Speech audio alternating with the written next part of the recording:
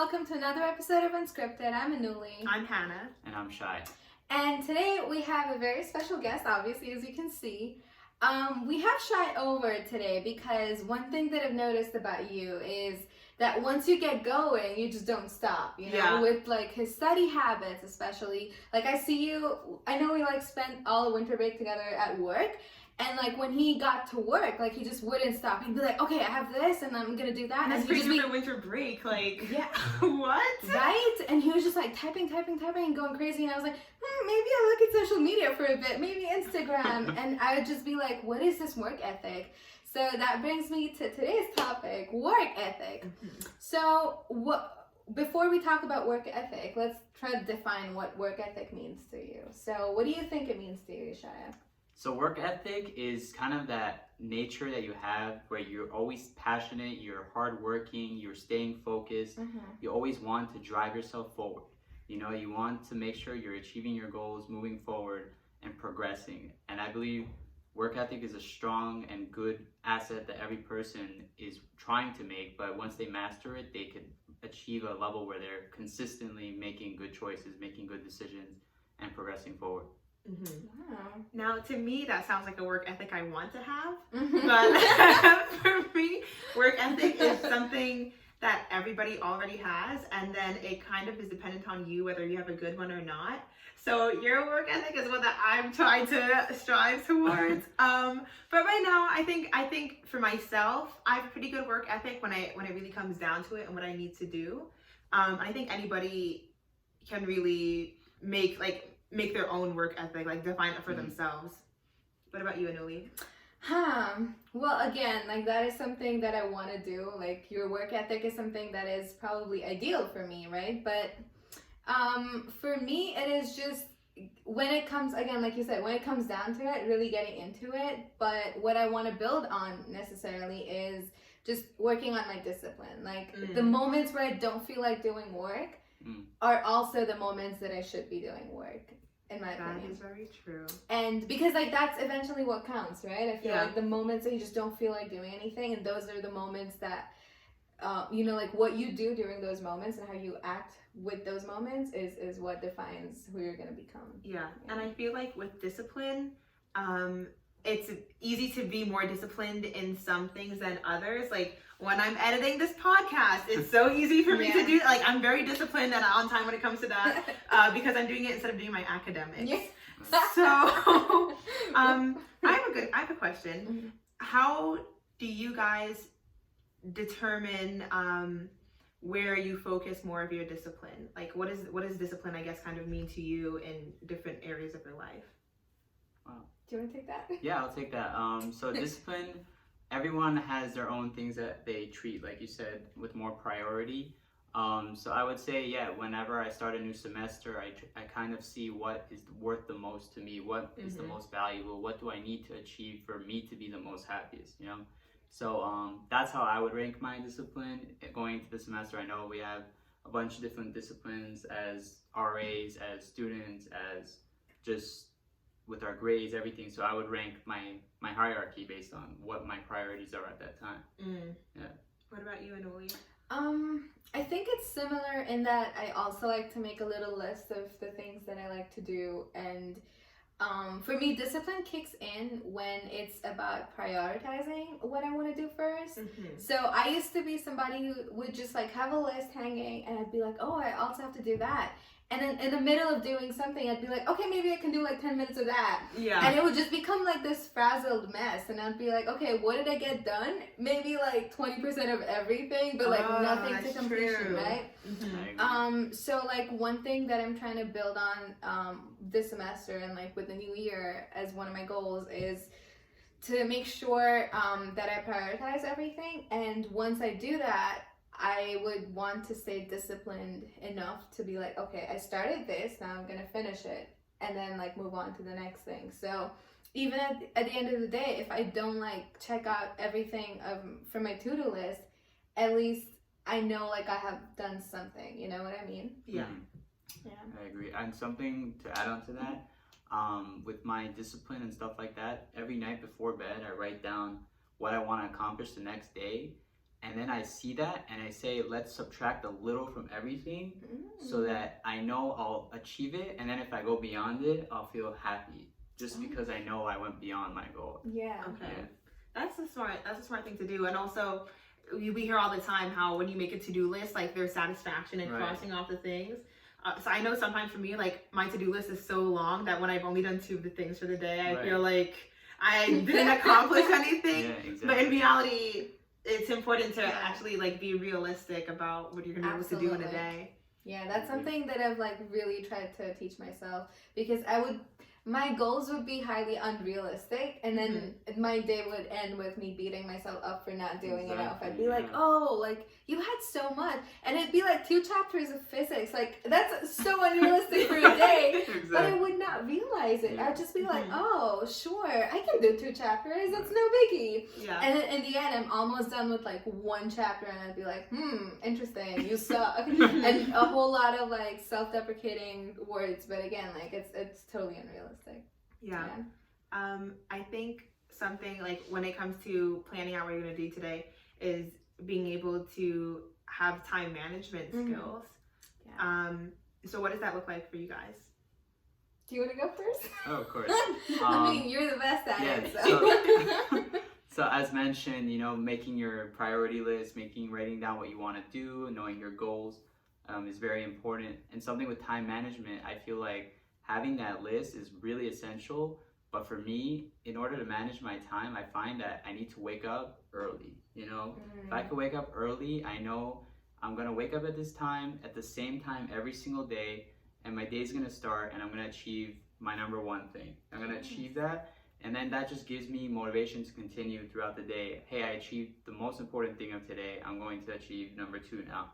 And so with time management, just writing down what you're going to do, is it expected that you'll complete it, and following through with it, and then just repeating that process, knowing that you're going to achieve it the day before, without saying, oh, hey, I have to finish 2 chapters of physics. Instead, I'm going to do 20 slides of physics, and I know that's achievable, So that helps me, instead of making big goals and trying to achieve crazy things, it helps me move forward. Yeah. Nice. Wow, that's so cool. I think like one thing that I definitely agree with is like waking up early. Like that helps me a lot, because when I wake up, I'm like, oh, like I have so much time before my 8:30 in the morning, or maybe even my 10:30 class in the morning. Like I feel like just looking at the amount of time I have before I have to like go to school and like go to my classes gets me motivated. So I'm like, okay, I have a lot of time. Like I can like split my time into sections and be like, okay, this is what I want to do, this is what I don't want to do, maybe this is what I'm going to push off for later. So that's like a big part of me being able to efficiently manage my time. But yeah, one thing that I'm like really working on and have been able to work on to a certain extent is definitely procrastination and distraction. So, also, okay, something that plays into distractions is multitasking too. Yeah. Like, I'm not one of those people that works well with music playing in the background or just something playing in the background, or if I'm like talking to people while I'm studying. Like, there is absolutely no way that's gonna help me. And even when I'm doing homework, like if I can do homework in like an hour, maybe it's gonna take me like 2 hours to do it if I'm like playing music. So that took me a while to realize, because we all make mistakes. But yeah, like once I picked that up, I was like, I don't work well with multitasking. Like this is not for me. I feel like I was able to efficiently like finish everything that I had to do and still be left over with a good amount of time through the day. Yeah. Something that I was thinking about while you guys were talking, and I was listening to what you were saying, but it was also, I was definitely paying attention, and I also was wondering, do you think that you form your priorities based on what you're good at doing? Like, I feel like for me, sometimes, or maybe what you like most enjoy doing, I feel like for me sometimes if I have to study for a certain subject or do a certain homework, I'm gonna put that last because I really just don't even want to do it, and I'll put other things. And a lot of times for me, it's like social things that I have to do. I have to go have this meeting. I have to go talk with this person about something. I'll always choose to do that first by the time I'm done doing that, I'm drained just from interacting with people. I don't want to do the thing I already didn't want to do anymore at all whatsoever. So how much do you think what you like to do is involved in I have your a prioritizing? really cool story with that. So that, when you were saying that, that reminded me so much of something my dad says to me every single time. So at his work, they did a little seminar on like how to efficiently manage your time and stuff. And they give everybody a little frog. Like it's a toy frog, not a real frog, everybody. Not freaks. But sorry. But yes, they give everybody a toy frog, right? And everyone was like, what is this? Like, what's going on? Like, what is that supposed to mean? And the whole presentation was about eating the frog first. So not everybody likes a toy frog, right? Nobody really wants to have it, but here you have it. So the whole point of that presentation was, if you don't like something, do it first. So if you eat the frog first was what the whole tagline was. And so if you eat the frog first, then you can make your way to all the other things that you want to do. And also it helps you stay motivated. So you're like, okay, if I get done with this faster, like I can do the things that I actually want to do. And that could be like a good, like motivational way to get things done that you don't like, and then move on to things that you do like. So that's something that my dad always tells me. Like, I'm like, oh Dad, I don't want to do this. And he's like, eat the frog first. And I'm like, okay, all right, I'll do it. Another thing that I would like to add on is that I feel like going to bed at the same time every day helps you wake up early the next day, and it also helps you get into that rhythm of not procrastinating at night. You know, so if you're on your computer taking notes or watching a tutorial, a video, or something that's gonna teach you something for class, and you're exposed to your computer, but you also know the computer has Facebook, has all these other resources that you could delve into right away. At nighttime, you're so more likely to just hop on Facebook. But in the morning, you're just so much more likely to just stay on task. Because no one goes on Facebook at 6 a.m., you know, 7 a.m. You're so more driven to like complete things, to get things done. And at nighttime, you kind of just want to unwind. So it's a different mindset that I feel like some people are really meant to do, and they could take full advantage of it. And I think it provides great benefits. I think that's true. And to the point that you're saying how nobody's really on Facebook at 6 or 7 o'clock in the morning, I feel like for myself, I like to try and tell myself, oh, I'm just not that much of a early morning person as much as I am as like a night person. I mean, like sometimes I'll be going to like practices like really late at night. But I think that also has something to do with like who you're trying to keep up with. So if the people that you're trying to keep up with always like do things early in the morning, then you're gonna end up doing things early in the morning. And if you hang out with people that do things at night, then you're gonna start doing things at night. I was listening to a TED Talk earlier, and the speaker, he was saying how there was this one study where someone measured the time that it took for someone to run a marathon track, and then they measured the time when they were running with a group, and they always ran faster when they're with the group. And I think that kind of goes to show how you're trying to always keep up with the people that you surround yourself with. So I think if I want to get in the habit of, you know, waking up early to get the things that I want to get done, that's gonna be, I'm gonna hang out with you guys more. I'm gonna have to like kind of not change my friend group, but again with the priorities. I mean, I love the friends I hang out with at all times, but I have to know that when I have a test coming up, all right, we're just gonna have to go with the group that's studying in the morning, and when there's not a test coming up, maybe the group that hangs out at night, whatever it is. But I think recognizing what it is for you it might be challenging, and it will be. That kind of has also to do with FOMO, which is something I wanted to talk about, and that also leads in with procrastination. So do you guys think that FOMO, by the way, means fear of missing out? Do you guys think that FOMO impacts your ability to do things on your to-do list? Personally, no. Like here's the deal. If I know that I'm, you know, using my time efficiently when, you know, a group of people that I could potentially be hanging out with are out doing fun things. But if I'm using my time efficiently, then I'm like, okay, well, I could be doing that or this, and I'm doing this, so it's all right. But again, like if they're out about having fun and I'm at home, but I'm still whiling my time away and not doing anything productive, that's when I'm like, oh, I should have gone with them, you know? Maybe like that would have been fun or whatever. But as long as I'm using my time, like that's the most important thing. And I actually read a quote on LinkedIn today, which was like, you know, once you start spending your time like money, like that's when you know what time management is like and being disciplined is like. So yeah, for me it's really not that big of an issue. Yeah. What about for you, Shai? I agree completely. I've actually had situations where I've had friends who were very into partying, going out like every night of the week, especially on the weekends. Like it's no question, and that was hard for me going into college, being friends with people who didn't give me an option to not go out, you know. And it's kind of like expected. You have to go out. You have to do this. This is the kind of the norm. This is what we're part of. And if you stay back, you're a certain type of way. We're not going to be like that close to you anymore, you know. So I think that really could take a toll on some people coming into college. They feel like they're expected to always go out and they can't make their own decisions. And me personally, I took a step back from those friends and I said, hey, listen, I have my own priorities. I want to achieve my own goals, and me being friends with you sometimes could inhibit that because I feel like we have different values. So I just feel like if you're in a place where you have friends who are choosing to do different things than you have different mindsets, it's okay to say to them, hey, listen, I feel like we have different goals at this moment in time. I just want to let you know that I want to stay in on Friday nights. I think it's really important for me to achieve these certain goals when I have the most amount of time. And that's what I did personally. And now I have way better friends who are on the same mindset as me, who work the same way I do, and we all function collectively in the same way. So we're not judging each other for anything.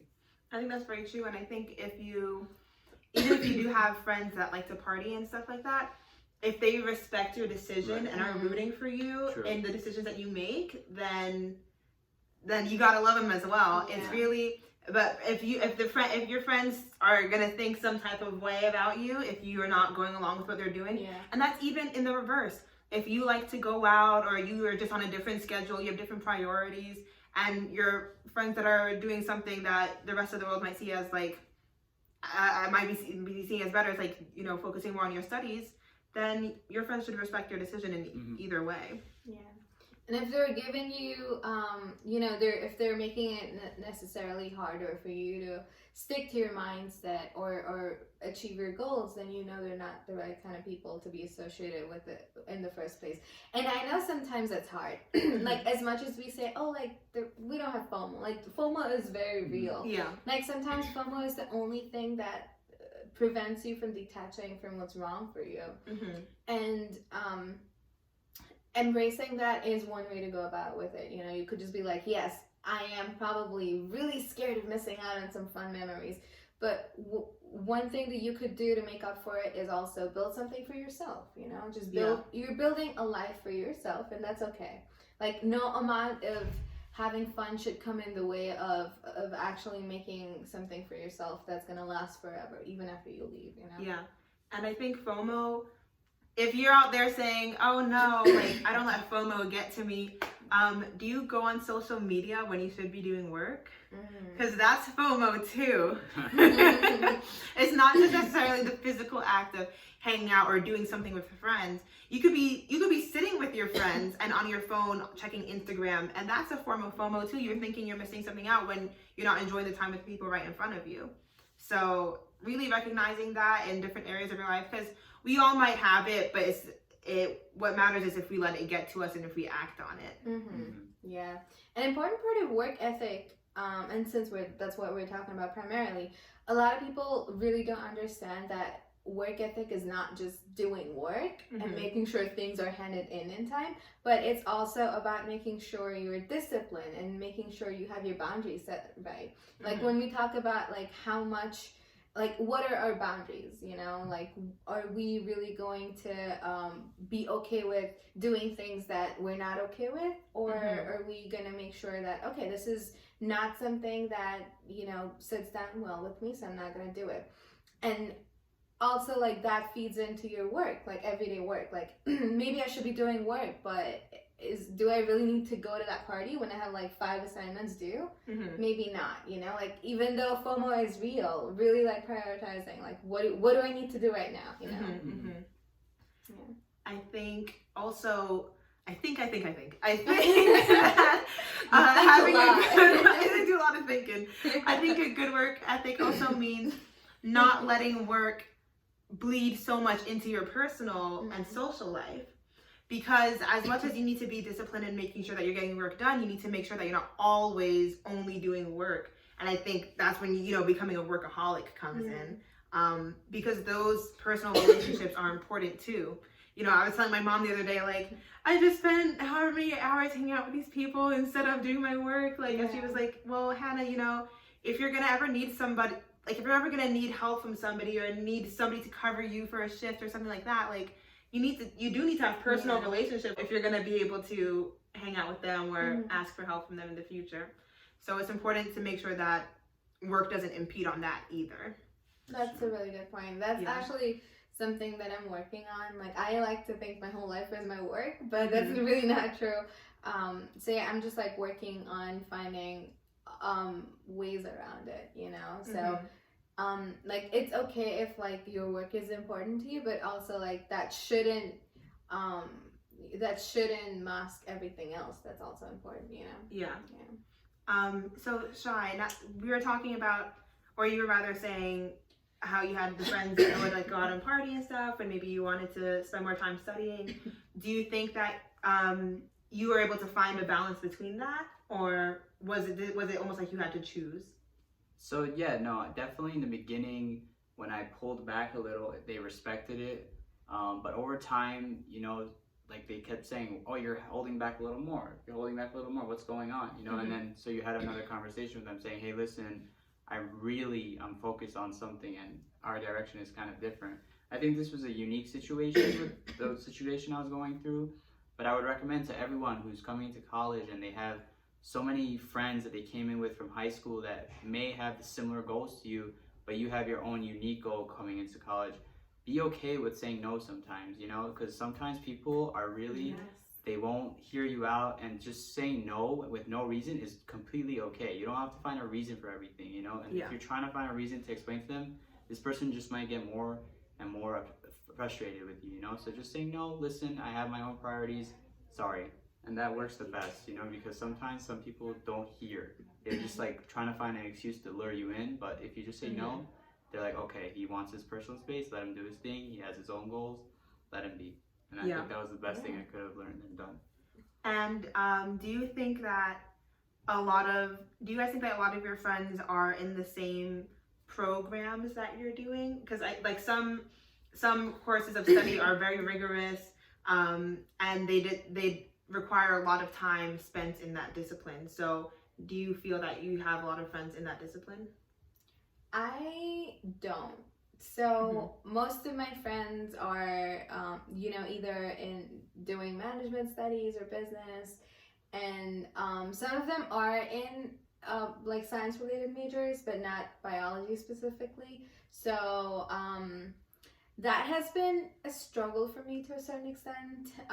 You know, just like really finding out a schedule that works for everyone, because some semesters I'm really busy and some semesters I have all the time in the world, and it doesn't really match up to everyone. But again, like I said, like I'm very grateful to have friends that, you know, understand my boundaries. So and I understand theirs too. So if I know like they cannot do something and I really want to do it, but they really can't because they're all, you know, completely buried in work, like I'm gonna understand and take a step back, and they do the same. So again, like also like finding people that understand your boundaries and respect them is really important. And I feel like that's for another podcast maybe, but that's the foundation of friendship, you know, like really just being understanding.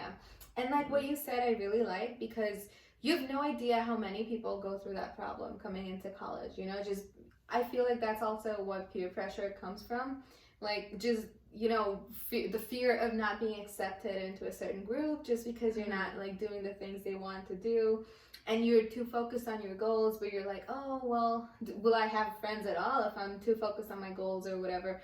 And those are very real questions, but again, like if you're going to place yourself on a pedestal and be like, I am here to serve myself and this is my college experience and nothing can stop it from being the way I want it to be. And if you go out with that vibe, and of course that's just advice and it doesn't always work like that, but if you maintain that, if you're able to stand your ground, I feel like it should eventually lead you in the right direction. Yeah, I agree. I think that will also get better with time, because right now it is easier said than done. Oh yes, but especially when I feel like at this point now, I have made I've made a lot of my friend groups through the course of the couple first years of college, but I definitely feel like first semester freshman year, it was like I always had to be hanging out with friends. I was still able to do all my academics, but friends were definitely like number 1 or 2 in my priorities. And now as the course load is getting more rigorous, it's kind of like we're all in that stage where it's like, all right, it's time to really like sit down and get to work. And by that time though, a lot of times you've had like an established friend group that you'll be, all right, we'll all be able to hang out together Friday night anyways. So that's fine. You can always go back to them. But especially because I feel like in college, it's very different from in high school where you're going to see each other every single day from 8 to 3 o'clock. So you don't really have a fear of missing out. Like you're seeing each other all the time anyways. But in college, everyone has different schedules. But don't worry, like it's going to get better with time. Yeah, that's all I can really say. You can give in here or there. Just take be easy on yourself. Yeah, absolutely. And again, like it does get better with time because not only do you find people that are, that have the same mentality as you, but you also work on building yourself as a person, like even learning how to stand your ground, learning to define your principles and being like, okay, this is who I am, and being completely okay with it, and no matter what the world tells you, like the world is going to be like, oh, that's not how people do it. Or I've had so many people, I've heard so many people tell people, oh, you're going to miss out on the whole college experience. And what defines your college experience is what you make it out to be. Like, it's not really one specific way to get through college, It's always like, okay, this is what I want out of college, and you have your goals, and you have your personal and professional goals, and if you've managed to check them off, then like you've done great, So we talked a lot about work ethic and protecting your work ethic through college, and we're gonna quickly summarize quickly hit points about what we talked about. So do you want to? Sure. So remember, you guys, to establish a work ethic for yourself. What does it mean to you, and what does a good work ethic mean to you? You want to make sure that, and you also want to make sure that you find friends that respect that work ethic, and you want to make sure that you also respect it, because if you don't, who will? Nobody else will. Yeah, absolutely. Also, another important thing that we talked about is time management. Now, there is only one way to figure out how to manage your time, and that is by figuring out what works best for you. So explore newer techniques or whatever it is that you feel most comfortable with, and then work with that. Yeah, and lastly, make sure to set boundaries. Make sure you know what you're going to complete. Make sure you make your schedules. You plan out what you're going to do so you could know you could achieve it, and you could go past it and you could feel happy about it. And make sure you're comfortable saying no sometimes. It's so important because some people don't understand. And just saying no could just bring you so much joy. I could achieve this and this and this if I just say no in a nice way to someone and just achieve what I need to do. That way, next time I could give that person my 100%. That's very true. We also have a podcast coming up on how to say no without actually saying no, so stay tuned for that.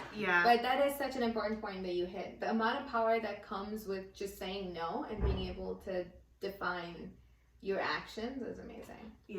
And I know we talked a lot about the college experience in this podcast, so definitely let us know your questions about that. Maybe we could have a whole nother podcast on just answering questions on what is it like to step into college. And we'll be able to help you guys out with that. I just want to say thank you so much for this opportunity. It was Thanks really for being on, really powerful. Thank you so much. Thank you. That's all for today's podcast. I'm Hannah. I'm Anuli. And I'm Shy. Thank you guys for watching. This has been another episode of Unscripted.